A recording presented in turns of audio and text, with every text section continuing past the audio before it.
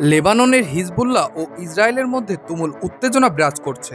এ অবস্থায় উভয় পক্ষ প্রতিপক্ষের টার্গেট লক্ষ্য করে হামলা চালিয়েছে। বার্তা সংস্থা রয়টার্স শনিবার এক প্রতিবেদনে এ খবর জানিয়েছে। এতে বলা হয়েছে, শুক্রবার ইসরায়েলি যুদ্ধবিমান লেবাননের বিভিন্ন স্থানে হামলা চালায়। এর জবাবে লেবানন থেকে হিজবুল্লাহ ইসরায়েলের একটি সীমান্ত শহরে রকেট হামলা চালিয়েছে।